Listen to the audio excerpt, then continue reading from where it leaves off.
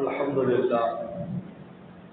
لله نحمده ونستعينه ونستغفره ونؤمن به ونتوكل عليه ونعوذ بالله من شرور أنفسنا ومن سيئات أعمالنا من يهده الله فلا مضل له ومن يضلل فلا هادي له ونشهد أن لا إله إلا الله وحده لا شريك له ونشهد أن سيدنا وسندنا وحبيبنا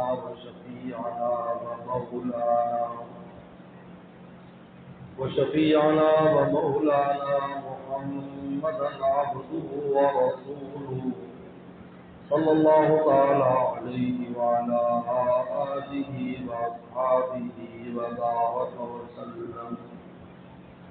أما بعد فأعوذ بالله من الشيطان الرجيم. بسم الله الرحمن الرحيم.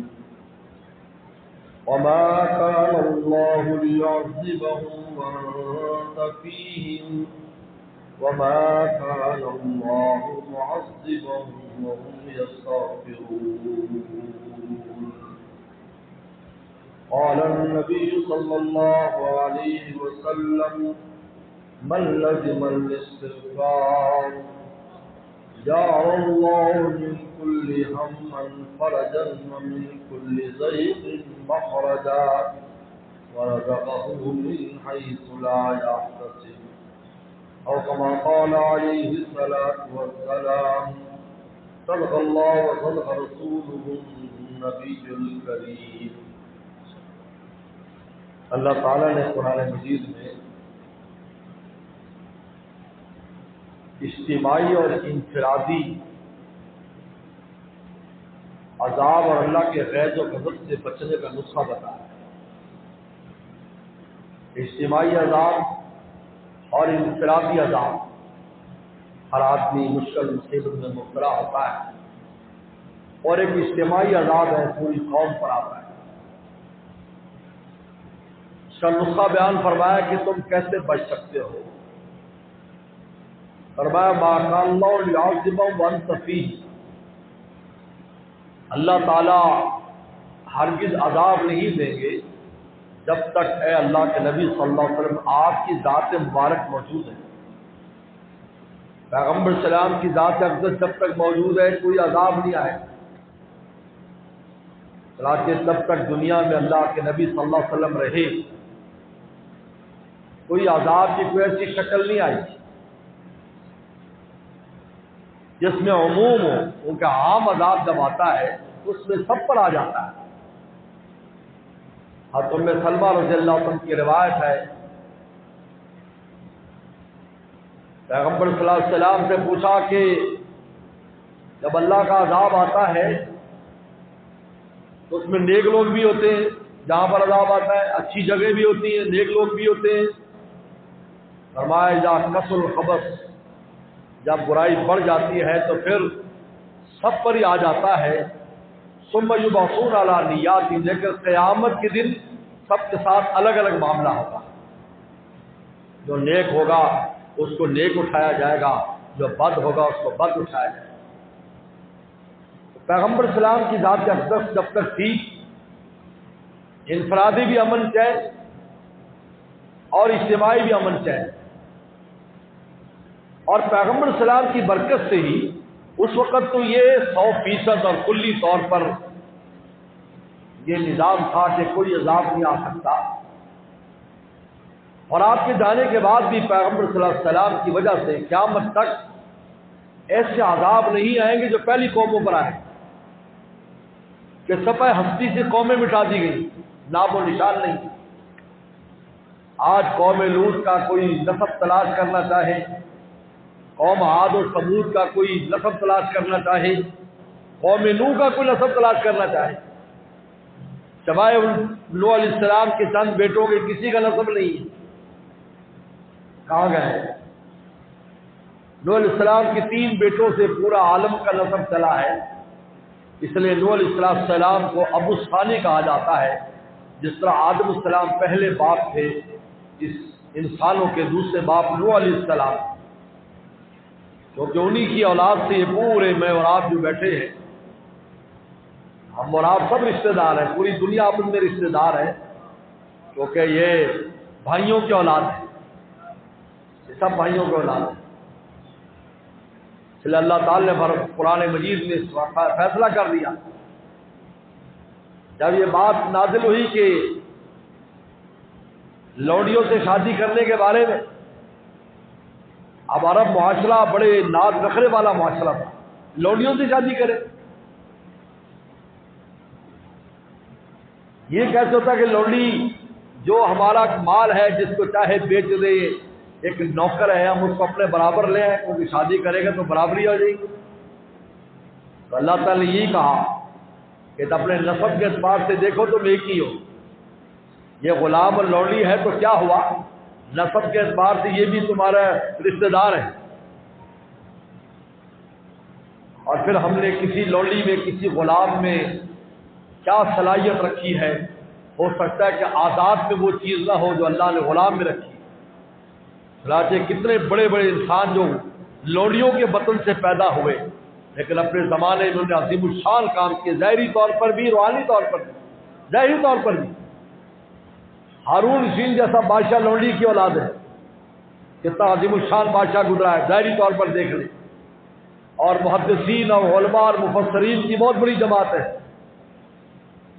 وہ یا تو خود غلام تھے یا غلاموں کی اولادیں تھے۔ اس لیے میرے دوستو، آج ان کا نام و نسب کہاں ہے، لیکن رسول اللہ صلی اللہ علیہ وسلم کی برکت سے ایسا کوئی عذاب نہیں آئے گا قیامت تک کہ جس میں نام و نشان مٹا دیا جائے، ایسا نہیں۔ لیکن آج بھی اگر میں اور آج یہ چاہتے ہیں کہ پیغمبر صلی اللہ علیہ وسلم کی پوری پوری برکات حاصل کریے، تو پیغمبر صلی اللہ علیہ وسلم کی عمومی برکت ہے کہ کوئی ایسا عذاب نہیں آئے گا ایمان والوں پر کہ ان کی جڑیں ختم ہو جائے، ایسا نہیں۔ الحمدللہ جہاں پر بھی اگر ایسے واقعات بھی پیش آئے ہیں تو ایمان والے پھر بھی موجود ہیں، دنیا کا کوئی خطہ ایسا نہیں کہ ایمان والوں کو مٹانے کی پوری کوشش کی گئی لیکن ایمان والے موجود ہیں۔ اگر اس کا منظر دیکھنا ہو تو حج کے موقع پر دیکھیں کہ پورے عالم کے ہر ملک اور ہر خطے کا آدمی اور عاشق وہاں پر اللہ اور رسول کے دربار میں پہنچا ہوتا ہے۔ لیکن اگر پیغمبر اسلام کی خصوصی عنایات چاہتے، خصوصی عنایات کہ رسول اللہ کی عنایات ہمیں ملے، آج بھی ہمیں ملے، تو دو کام کرنے ہیں۔ ایک پیغمبر اسلام کی طریقے کو اپنانا ہوگا، سنت کو اپنانا ہوگا۔ پیغمبر اسلام کی سنت رسول اللہ کی برکت کو کھینچتی ہے، اس میں اثر رکھا اللہ، اس لیے کہ پیغمبر اسلام جس طرح محبوب ہے آپ کے طریقے بھی اللہ کو اسی طرح محبوب ہے۔ جس وقت انسان سنت پر عمل کر رہا ہوتا ہے عین اس لمحے اللہ کی نظر عنایت اس بندے پر پڑ رہی ہوتی ہے، کیونکہ پیغمبر اسلام جس طرح محبوب تھے آپ کے طریقے بھی محبوب ہیں۔ کہ قرآن نے قل ان کنتم تحبون اللہ فاتبعونی یحببکم اللہ، اگر تم چاہتے ہو اللہ سے محبت کرنا میری اتباع کرو، میرے راستے پر چلو، یحببکم اللہ، صرف محب نہیں اللہ کے محبوب بن جاؤ۔ نقش قدم نبی کے ہیں جنت کے راستے، اللہ سے ملاتے ہیں سنت کے راستے۔ پیغمبر اسلام کی اداؤں کو اپنائیں، اداؤں کو اپنائیں۔ جو ہمارے دادا مرشد حضرت مولانا شاہ عبد الغنی پھول پوری رحمۃ اللہ علیہ فرماتے تھے، اگر امت نماز پر آ جائے، داڑھی پر آ جائے اور رسول اللہ کی سنتوں کو اپنا لے، بغیر لڑائی بڑائی کے پورے عالم پر اس کا قبضہ ہو جائے، بغیر لڑائی بھی نہیں لڑنی پڑے گی، پورے عالم پر قبضہ ہو جائے۔ اس لیے کہ پیغمبر اسلام کے جو طریقے ہیں ان سے زیادہ خوبصورت کوئی طریقہ نہیں۔ دنیا کے سارے عقلاء جمع ہو جائے، سارے عقل مند، پیغمبر اسلام کی اسی ایک طریقے پر اگر وہ بحث کرنا شروع کر دیں تو سوائے حسن کے ان کو ان میں سے کوئی چیز معلوم نہیں. اللہ نے رسول اللہ کے طریقوں میں ایسا حسن رکھا ہے. کیونکہ آپ خود بھی حسین تھے، آپ خود بھی حسین تھے. یوسف علیہ السلام کو تو آدھا حسن دیا گیا تھا، پیغمبر اسلام کو اللہ نے پورا حسن عطا کیا. اور اس میں لکھا ہے جو یوسف علیہ السلام کے حسن میں صباحت تھی کہ آنکھ بھر کر ان کو دیکھ لیتے، لیکن آپ کے حسن میں ملاحت تھی کہ دیکھنے والے دیکھتے رہ جاتے، ان کا پیٹ نہیں بھرتا. جب آپ اتنے حسین و جمیل تھے تو آپ کے وجود سے نکلے طریقوں کے اندر کیسے حسن نہیں ہوگا بتائیے.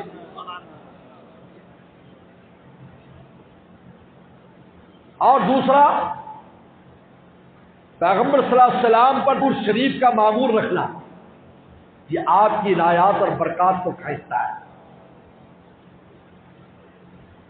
اور یہ وہ واحد عمل ہے کہ جس میں اللہ بھی، اللہ تعالیٰ کی ذات بھی ہمارے ساتھ شامل ہے، فرشتے بھی شامل ہیں. اپنے معمولات میں رکھنا چاہیے. بزرگوں نے لکھا ہے کہ جمعرات اور جمعے کا دن تو یہی وظیفہ کرے، ہر وظیفہ موقوف کرنے پر درود شریف پڑھے. کیونکہ پیغمبر صاحب فرمایا کہ تم جمعے کو مجھ پر درود بھیجا کرو، مجھے زیادہ ادراک ہوتا ہے. کیونکہ پیغمبر صلی اللہ علیہ وسلم ہر وقت اللہ تعالیٰ کی جمال میں مشہور رہتے ہیں، دنیا میں مشہور رہتے تھے. یہی وجہ آتی کہ پیغمبر صلی اللہ علیہ وسلم جب بیت الخلاء تشریف لے جاتے تو جب باہر آتے تو استغفار فرماتے.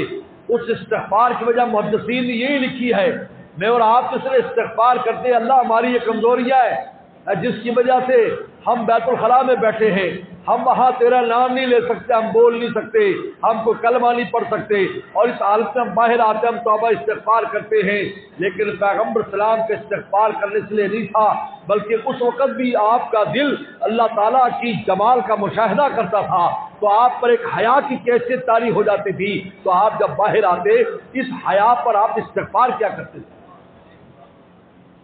تو وہ اس عالم میں جانے کے بعد تو کیا حال ہوگا.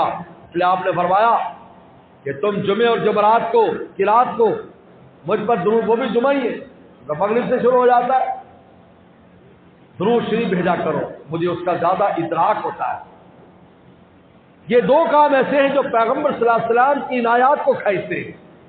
آپ کی سنتوں پر عمل کرنا، طریقے کو اپنانا، اور آپ پر درود شریف پڑھنا. لیکن یہ نہیں ہے کہ بہت زیادہ پڑھے، انسان کے لیے جتنا آسانی ہو. بلکہ بعض حدیث میں تو ایک ایک تسبیح آتی ہے کہ جمعرات کی رات کو یعنی شب جمعہ کو ایک تسبیح اور جمعے کے دن ایک تسبیح پڑھ لے. یہ بھی بعض روایات میں آتا ہے. اگر کچھ نہ کر سکے تو اتنا ہی کر لے، ایک ایک تسبیح پڑھ لے. اگر وہ بھی نہ ہو سکے تو عصر کے بعد 80 بار پڑھ لے. حضرت شیخ زکریا رحمہ اللہ نے اپنا ذکر فرمایا کہ پیغمبر السلام کو میں نے خواب میں دیکھا. پیغمبر السلام نے فرمایا کہ زکریا تجھ سے کام لینا ہے. میں رو پڑا، اللہ کے نبی صلی اللہ علیہ وسلم میں تو کسی کام کے قابل نہیں. اور ہم نے کب کہا ہے کہ تو نے کام کرنا ہے؟ ہم تو کہہ رہے کہ ہم نے کام لینا ہے. جب ہم کام لیں گے، جب اللہ تعالیٰ اور رسول اللہ کسی سے کام لیتے ہیں تو پھر کام کا ڈھنگ بھی خود ہی سکھا دیتے ہیں. یاد رکھ اے دوست، جب ایام بھلے آتے ہیں گھاس ملنے کے وہ آپ خود بتلاتے ہیں، ہمیں نہیں، وہ خود کو لے لے کیا کر رہے ہیں خود بتائیں. تو پھر فرمایا کہ یہ جو اتنی بڑی بشارت مجھے ملی ہے یہ اس معمول کی برکت ہے کہ جو میں جمعے کو عصر کے بعد 80 بار درود شریف پڑھتا ہوں. حضرت نے کہا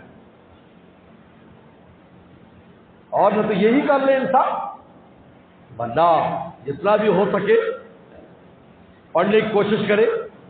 درود شریف کی کتابیں چھپی ہوئی ہیں، دلائل خیرات بھی ہے، وہ منزلیں پڑھنے کی کوشش کرے. ذریعۃ الوصول بھی ہے، وہ پڑھنے کی کوشش کرے. ان میں سے جتنی منزلیں پڑھی جائیں، کوئی ترتیب ضروری نہیں ہے کہ آپ جمعے والے کی منزل جمعے کے دن پڑھے، وہ تو میرے اور آپ کی سہولت کے لیے منزلیں بنائی گئی ہیں. اگر آپ ایک دن ساری منزلیں پڑھ لیں تو کوئی بات نہیں. ہمارے دادا پیر حضرت شاہ عبد الغنی پھول پوری رحمۃ اللہ علیہ مناجات مقبول جو دعاؤں کی کتاب ہے جس میں 7 دن کی دعائیں، اگر انسان روزانہ وہ دعا کا ایک ایک منزل پڑھتا ہے تو 7 دن میں قرآن حدیث کی ساری دعائیں پڑھ لیتا ہے. ہمارے دادا پیر کو زبانی یاد تھی اور ایک دن میں 7 منزلیں پڑھا کرتے تھے.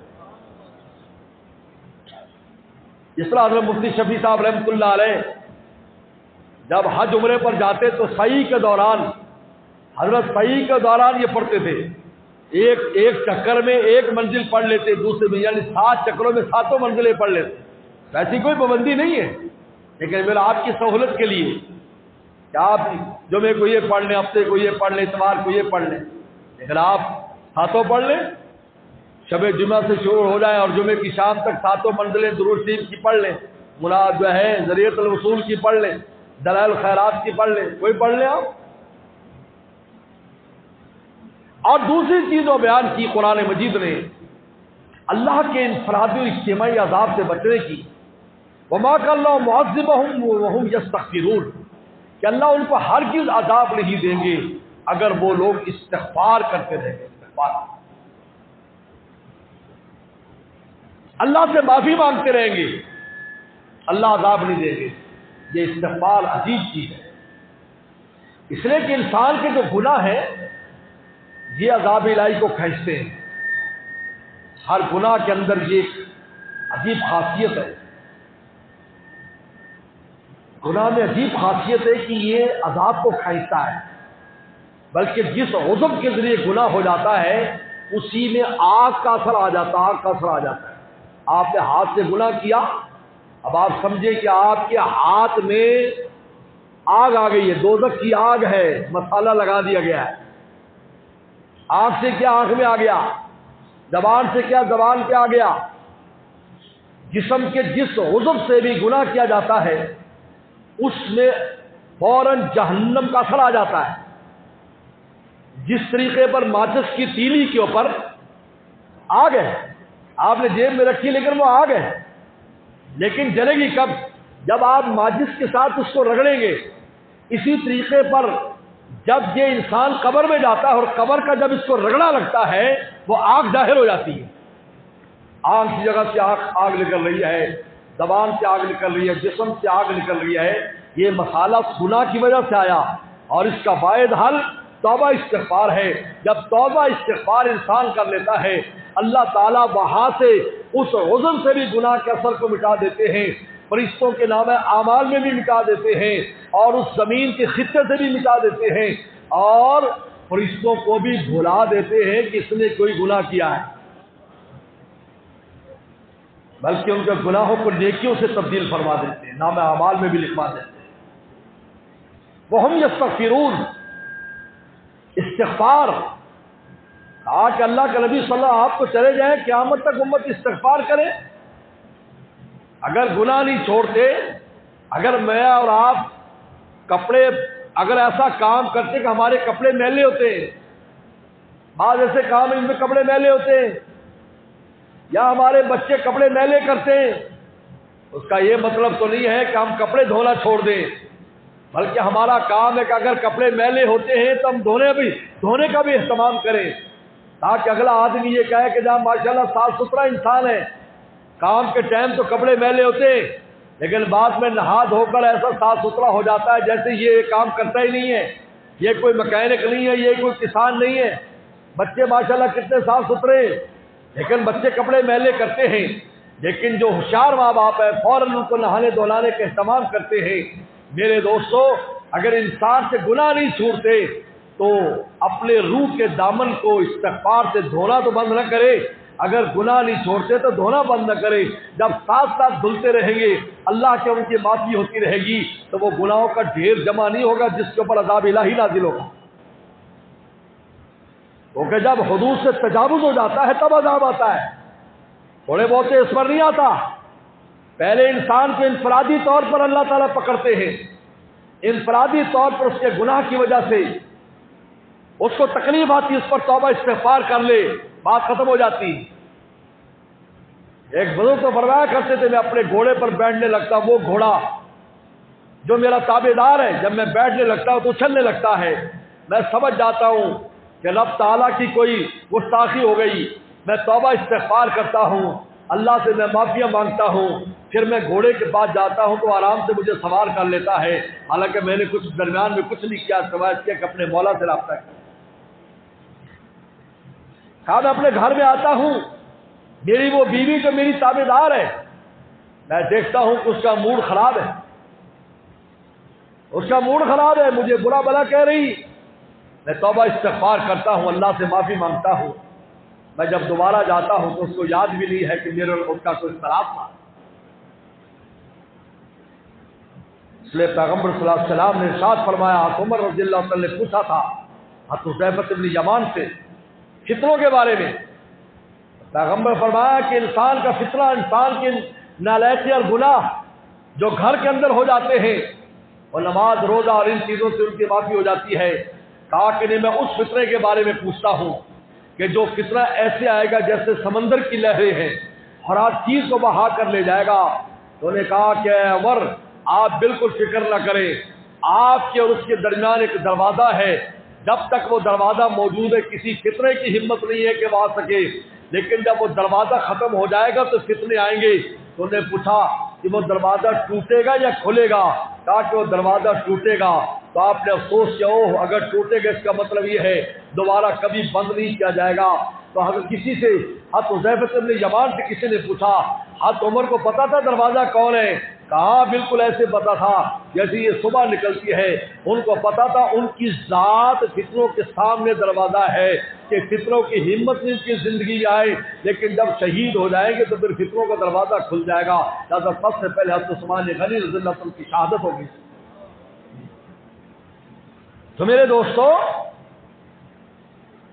انسان کے گھر کے اندر جو تنگی تکلیف انسان کو پیش آتی ہے، سب سے پہلے یہاں سے کام شروع ہوتا ہے۔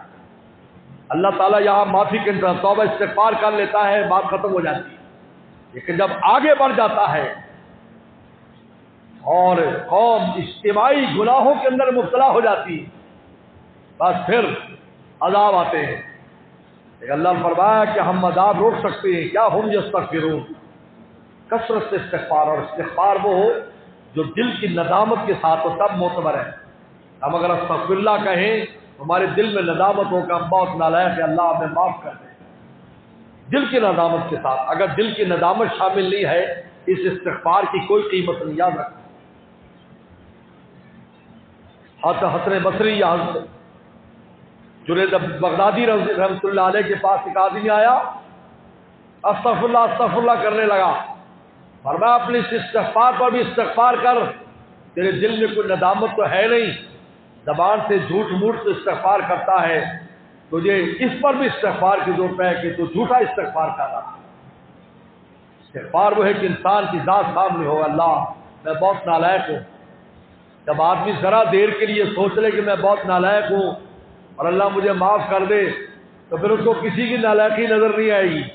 یہ دوسروں کی نالائقی تب نظر آتی جب اپنے آپ کو لائق سمجھتا ہے کہ نہیں میں تو ٹھیک ہوں۔ اس لیے ہمارے دادا مرشد حضرت مولانا شاہ ابرار الحق صاحب رحمۃ اللہ علیہ، حضرت حکیم الامت تھانوی رحمہ اللہ کے خلیفہ ہیں، میں نے خود ان سے سنا، فرمایا کرتے تھے لوگ یہ تو کہیں گے ہمارے گناہوں کا اثر ہے، لیکن کوئی یہ نہیں کہے گا میرے گناہوں کا اثر ہے، میرا نہیں کہے گا، ہمارا کہے گا، اور ہمارے میں سے اپنے کو نکال دے گا، باقیوں کو شامل کرے گا۔ یہ نہیں کہا میرے گناہوں کا اثر ہے۔ جبکہ سیدنا صدیق اکبر رضی اللہ عنہ جیسے انسان، افضل البشر بعد الانبیاء، انبیاء السلام کے بعد سب سے افضل انسان،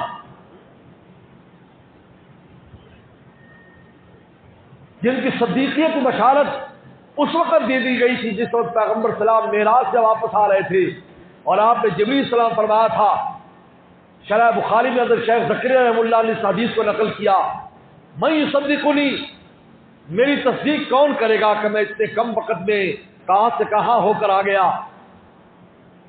تو اب سیدنا صدیق اکبر نے تو حضرت جبریل السلام نے فرمایا تھا، یصدقو کا ابو بکر وہو صدیق، آپ کی تصدیق ابو بکر کریں گے، اور ابو بکر آسمانوں پر صدیق مشہور ہے۔ ان کے زمانے میں آندھی آتی، مدینہ میں آندھی اب بھی بہت آتی، بالکل ریت کی آندھی، ایسے ریت ہی ریت آ جاتا ہے۔ لیکن عجیب بات ہے کہ وہ ریت جب مدینہ کی حدود میں آتا ہے تو قیمتی بن جاتا ہے، یہ بھی عجیب ہے۔ پیغمبر صلی اللہ علیہ وسلم جب باہر سے تشریف لاتے اور مدینہ کی حدود میں داخل ہوتے، پہلی بار جب صحابہ نے آپ کا یہ عمل دیکھا، پہلی بار جب باہر سفر سے آئے، ایک غزوے سے آ رہے تھے، تو گرد و غبار بہت اڑ رہی تھی، کیونکہ گھوڑوں پر سوار تھی، پیدل بھی تھے، تو صحابہ کرام نے وہ ڈھاٹھے باندھ لیے، یعنی اپنے چہرے کے ارد گرد کپڑا باندھ لیا گرد و غبار سے بچنے کے لیے۔ پیغمبر سلام نے جو چادر پہنی تھی کملی مبارک وہ کھول دی اور چہرہ کھول لیا۔ صحابہ نے کہا حضرت آپ کیا کر رہے ہیں؟ کہا کہ یہ مدینہ ہے، اس کی مٹی اور غبار میں بھی اللہ نے شفا رکھی ہے۔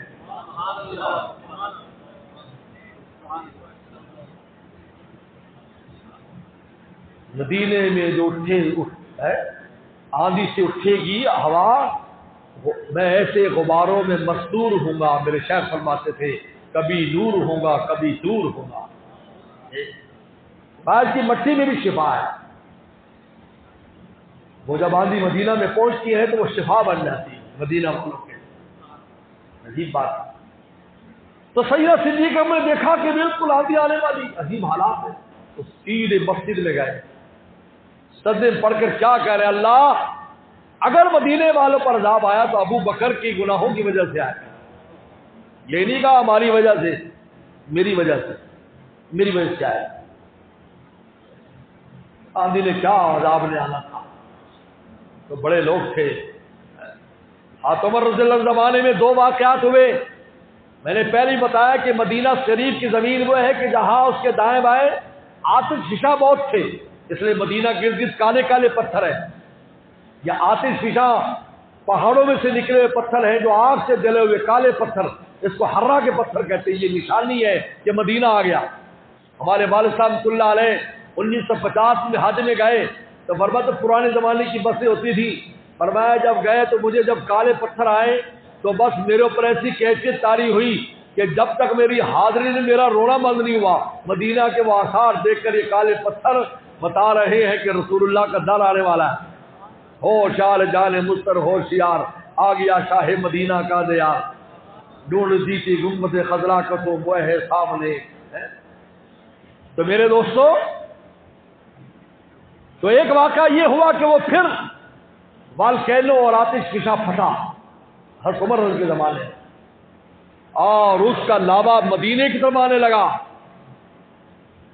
سیدنا فاروق رضی اللہ تعالی نے تمیم داری کو کھڑا کیا، تمیم داری اٹھ، چل اس کو واپس بھگا کیا،